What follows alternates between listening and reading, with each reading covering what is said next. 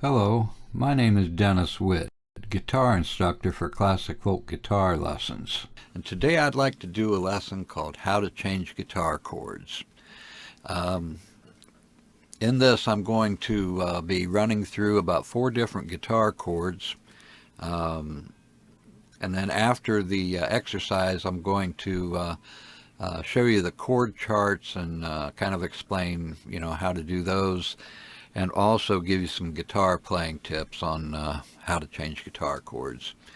So let me go ahead and run through this, and then we'll kind of break it down after that.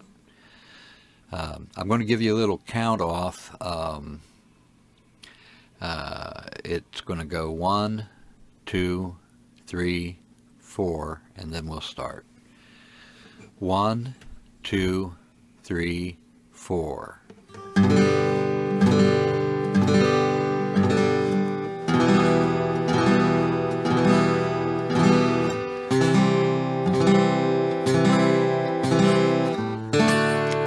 And you would just keep repeating that.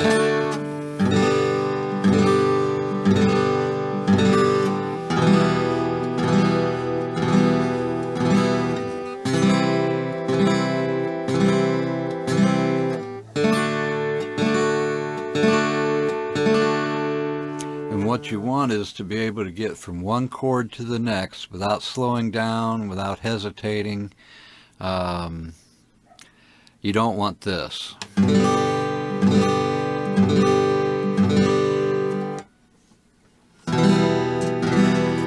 If you see what I mean. Of course, when you're first starting out, you're going to have some of that. But this exercise should help to prevent that. So let me show you how to play the guitar chords and where to put your fingers. So the first chord in the song is a G, and you play that by putting your first finger on the 5th string 2nd fret, and your second finger or ring finger on the 6th string 3rd fret, and then your, I said second or ring finger, I meant second or middle finger, and then you put your ring finger on the 1st string 3rd fret. Okay, and you strum all 6 chords, or strings. Alright, on the next chord, which is E minor, the 6th string is open. You put your 5th, or your second finger on the 5th string 2nd fret, and your ring finger on the 4th string 2nd fret, and again you hit all 6 strings. The next chord is a C, and you put your ring finger on or the 3rd finger on the 5th string 3rd fret, and your middle finger on the 2nd string, the 4th string 2nd fret. The 3rd string is open. You put your first finger on the 2nd string 1st fret, and the 1st string is open. And then you play the last chord here is a D, which has the 4th string open, and then the 3rd string 2nd fret with your index finger, and then you play the 2nd string 3rd fret with your ring finger, and then the 1st string 2nd fret with your middle finger. Something I want to mention about the strings on the guitar is that you need to understand the naming of the strings. The 1st string is the littlest string, and it has the highest pitch, and it's also called an E. The 2nd string is a B note, and it is the open string, and then the 3rd string open is a G, so you got the G, and then the 4th string is a D.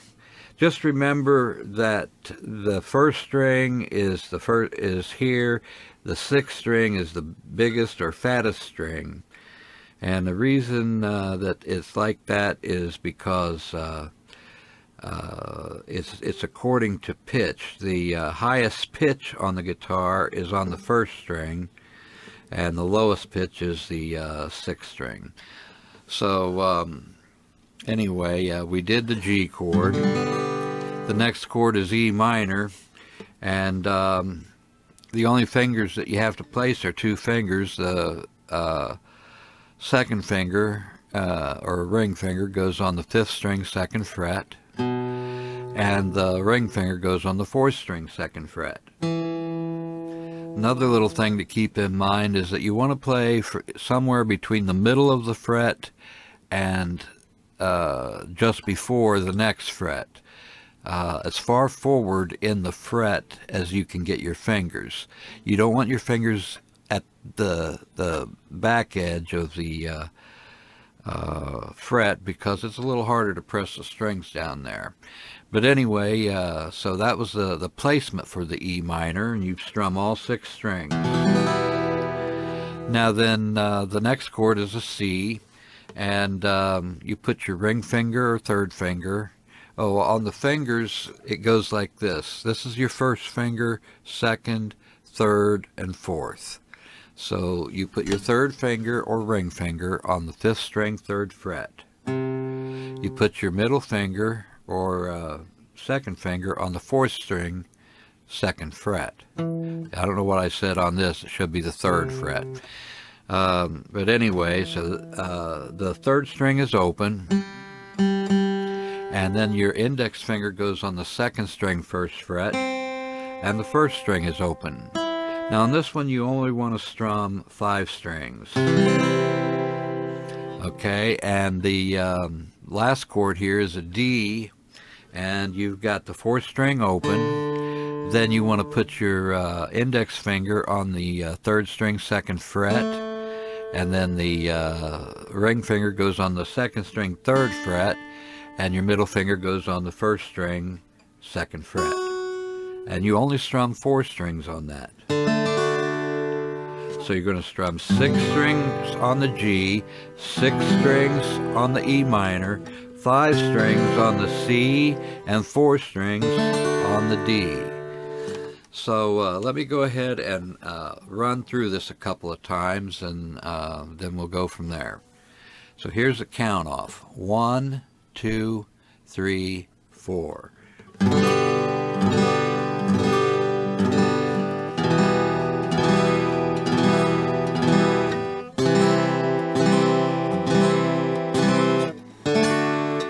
One more time.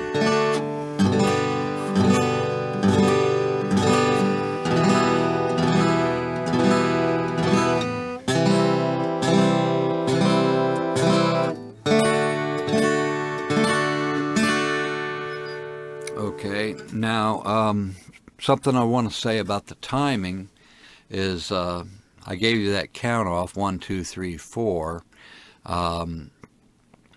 You want to try to keep it steady like that. If you're having trouble playing that fast, you can always slow down a little bit. But the important thing is for each chord that you play to get the same amount of time. So if you're playing a little bit slower, it would sound like this. 1, 2, 3, 4. 1, 2, 3, 4. Okay. Another thing I want to talk about, and I'm going to go over this a little bit more later when I explain the chord charts and stuff, is that you've got different types of movement with your fingers. Sometimes the finger actually stays where it's at when you change from one chord to another. Now in the G chord, if I'm going from there to the E minor, you really have to lift all of the fingers in order to get to the next chord. So the name of that is called a lift finger. In this case, all 3 fingers are lift fingers because you have to lift them off to get to the next chord. So that's Then you lift your fingers and just put the fingers where they go. Now, going from the E minor to the C, you have two fingers right now placed, and one of them is going to go to the 5th string 3rd fret, and the other one is going to go to the 4th string 2nd fret.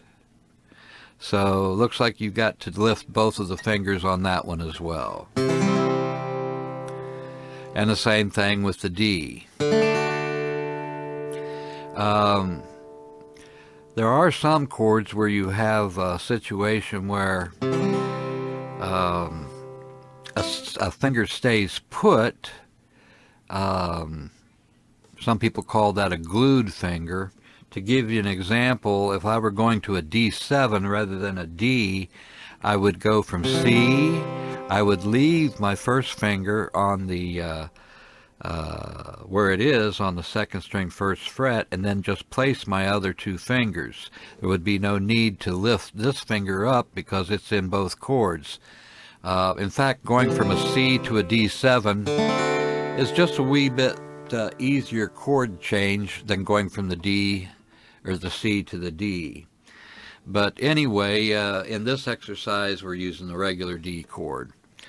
So I did mention that sometimes you'll have a glued finger which stays put, a lift finger or fingers that you have to lift up off the strings and move them. There's one other type, and that is a slide finger. Once in a while you play a chord that like when you go from an E minor to an E minor to an F, depends on how you're playing it. If you were just playing 4 strings, you would go like that and then just slide this finger up and place the other fingers. So that would be a slide finger.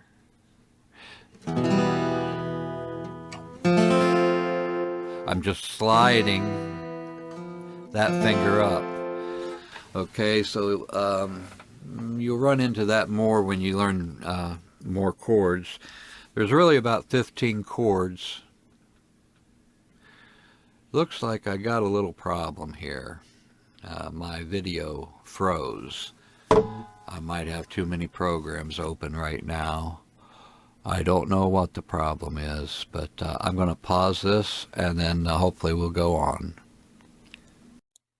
Okay, well, as it turned out, that freezing was just on my side. Didn't have anything to do with the actual video. As you can see, I've got some chord diagrams here, and after that I've got some playing tips for you. So let's take a look at the first chord here. It's a G chord, and the chord chart consists of 6 strings which run vertical and various frets which run horizontal. This thick line at the top represents the nut on the guitar. Anyway, you put your first finger on the 5th string 2nd fret. You put your second finger on the 6th string 3rd fret, and your third finger on the 1st string 3rd fret. And then you've got these open strings on the 4th, 3rd, and 2nd strings, and you strum all 6 strings. On the next chord, which is an E minor, the first string is open. Then you put your second finger on the 5th string 2nd fret, and your 3rd finger on the 4th string 2nd fret. Then you've got 3 strings that are open, and again you strum all 6 strings. On the C chord, you don't hit the 6th string. That's the big string, the biggest one. You put your 3rd finger on the 5th string 3rd fret.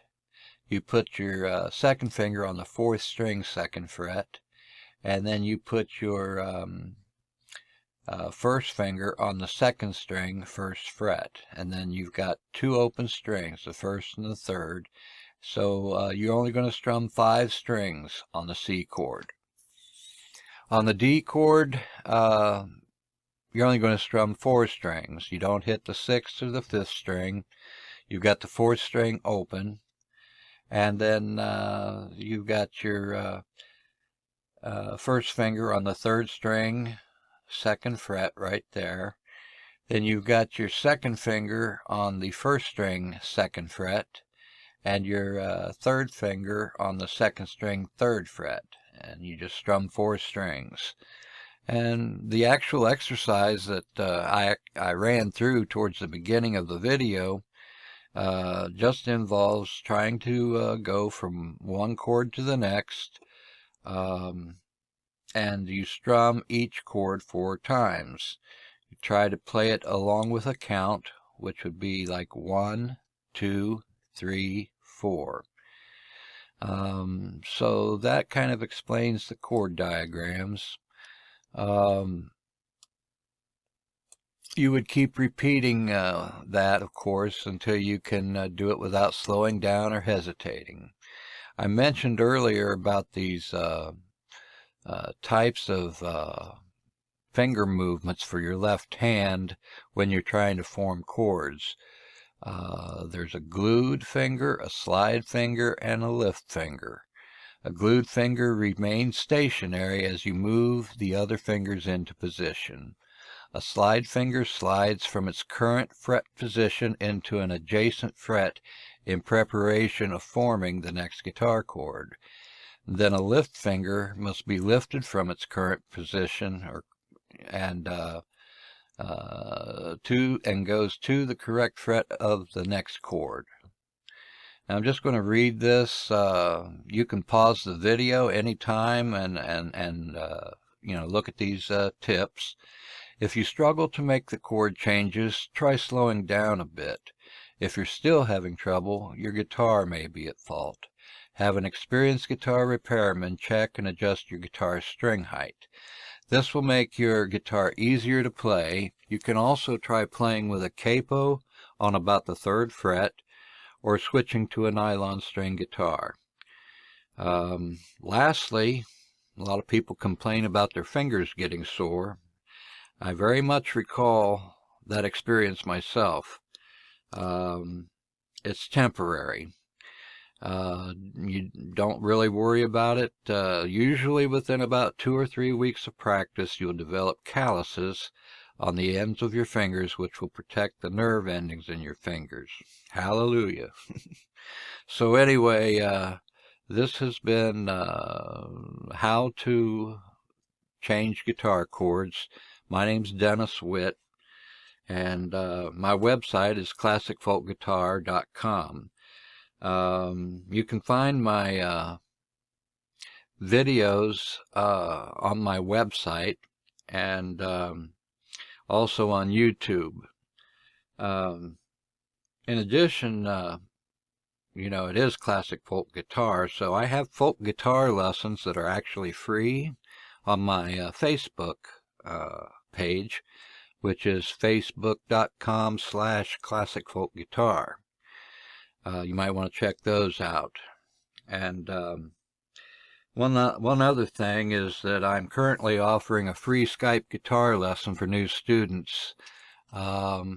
Generally, it might be a folk guitar lesson, but I also give beginning guitar lessons and lessons in some other genres as well. So you can sign up for a free Skype guitar lesson on my website, probably on my Facebook page too. It'll be a half-hour lesson, and pretty much go over whatever you want to. So check that out and learn more on my website, classicfolkguitar.com.